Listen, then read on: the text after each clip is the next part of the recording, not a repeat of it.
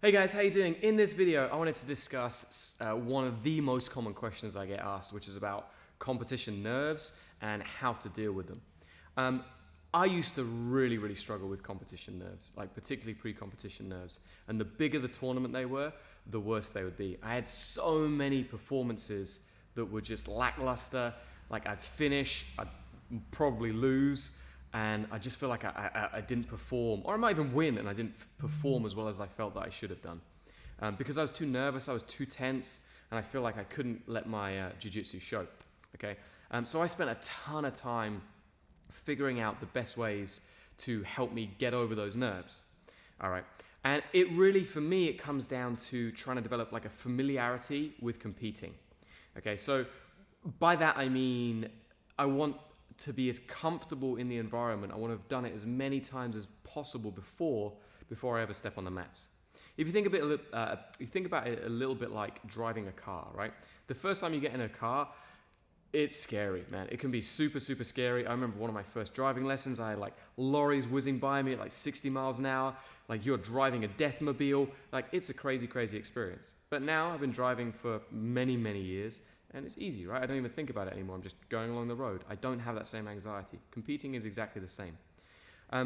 So what you can do, there's a couple of ways that we can kind of overcome those nerves. Firstly, you can obviously compete as much as you possibly can.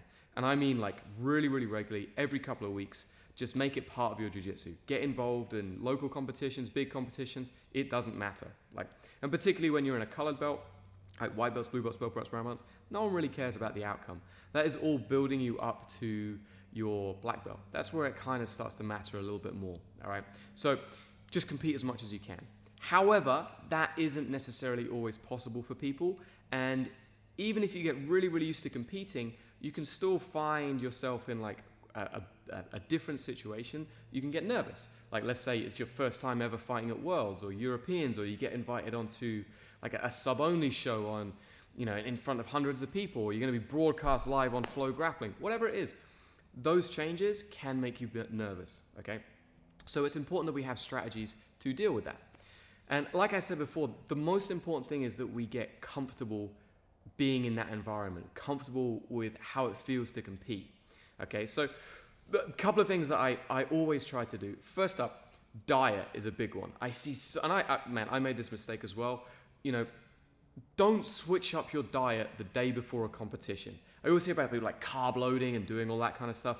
For jiu-jitsu, you don't need that. As long as your diet's relatively good, you're eating relatively healthy, you don't need to change it up the day before the competition. First up, you're probably already training and performing on the current diet that you have, so switching it up doesn't really make sense. Secondly, you don't know how that change in your diet is going to impact your performance. Maybe if you suddenly have like giant bowls of pasta, go on Mikey Musu Messi's diet, you are going to feel bloated, feel slow, feel sluggish. Same if you try something else, you suddenly start drinking like gallons and gallons of water because you heard it was a good idea or whatever. Like just have the same diet. Obviously our goal is to make sure that we've got a good, clean, healthy diet, and that'll help us perform better, but don't start doing crazy things and switching stuff up like without ever having experienced them, without ever done it. So that's the first thing. The next thing is your warm-up. When you go into a competition, you want your body to respond to the warm-up. Okay, so I have a set routine that I go through before every single competition pretty much. And it's really not important what the routine is. It's just a series of exercises, movements that teach my body, or I've taught my body that when we do these, we're going to compete and we have to perform. So you can do whatever it is that you need to do to limber up, to get yourself, maybe through your first or into that, what do they call it, the second wind, whatever you need to do to get yourself in the right physical position to compete. Okay, so you want to do that warm-up every single time before you compete. If you can do it within your academy every single time before you train, like every time you go to an open mat or whatever, if you do that over and over again, it's just you're just teaching your body that this is what we do before we start competing. Okay, so you get that familiarity, you go through the movements, it feels comfortable, it feels the same, and you don't have the nervousness about competing. Okay, so food, warm-up, super important. The next thing that you can do is start to use visualization. I created a video a little while ago about visualization. Super powerful tool. Okay, I'm not going to go heavily into it now, but essentially, your brain is just processing images, and visualization is a way of creating that image in your brain. So it's basically the same thing. Okay, your brain's interpreting in the same way.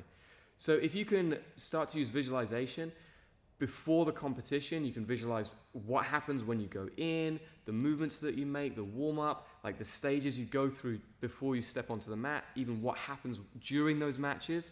It'll help you out. Because in your mind, you can run it through like super fast, you can go over it tons of different times, and get that familiarity. So again, when I go to competitions, I have a set kind of ritual that I do when I go through, come into a venue. Okay, like for example, one of the first things that I do, I walk around the entire venue. So I walk around the entire space so I get comfortable with it. Okay, and that just helps me settle into it. And then from there, I go check weight, do all kinds of different stuff from that point onwards. But it's a set pattern. My body's comfortable with it. It knows when I go to competition, this is the thing I do, and I get familiar. I start to settle down. I start to calm down a little bit. All right, so that's the next thing, is using that visualization. I'll post the link to the video below this because it's really, really important. Just getting my notes back because I've completely forgotten to do that. My screen turned off.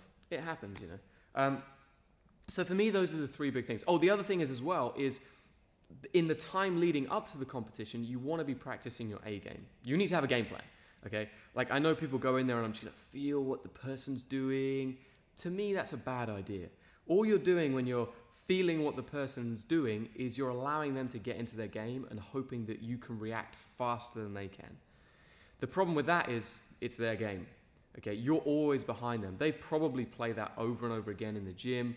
They'll have people, who even their training partners. You get used to how your training partners play jiu-jitsu, and they'll have the same things. So they'll know the ins and outs. They'll be able to process the situations faster, react react faster to you. So you're putting yourself at a disadvantage if you do that. By having a game plan, and even if it's just as simple as something like how you're going to start the match. So am I going to pull guard or am I trying to hit takedown? That's it. And you try to impose that game plan on your partner, that would be better than nothing. Okay? It allows you to start getting into your jiu-jitsu. So develop that game plan and then practice it in the weeks before. So when you're in your training sessions, like a week, 2 weeks out, work just that game plan. What am I going to do in this competition? What moves am I going to use? What situations am I going to be in? How am I going to develop? And so again, you've developed that familiarity with your jiu-jitsu, with using your jiu-jitsu against a resisting opponent that you can then apply to that competition scenario. All right. So that's my 4 kind of big tips for how to kind of get comfortable before a competition, or kind of before and at the start of it. Even doing all of those kind of things and developing that familiarity with what's going on, you're probably still going to get nervous. Okay. And the mistake with trying to fight that is that nerves are just a form of energy. Really, nervousness, excitedness, stress, they're all pretty much the same chemicals floating around your body. They're just the ways that you perceive it. Okay, you're going to have some adrenaline, cortisol, a few other bits and bobs thrown in there, and your body reacts accordingly. It pretty much reacts exactly the same way. But how you interpret it changes how you feel about it. So if you feel it's oh, I'm nervous, I'm really super nervous, this guy's going to be better than me, you start to have those negative thoughts, boom, and then before you know it, you freeze when you go onto the mats. So you want to change that to excitement. I'm excited to be here, I want to be here, there's nothing I'd rather be doing at this moment when I get here, and start to use that energy in a positive way, because it's the same set of chemicals, it's just how you're talking to yourself about it. All right? What people try to do is they push that nervous energy away. So everybody gets it. They go in and they were in there and they suddenly feel look at all these people. I'm terrible for guessing people's weights. So I'll be thinking that I'm competing against heavyweights and all kinds of different stuff. Man, is that guy in my division? He looks huge. Stuff like, oh my God, I'm going to go against this guy.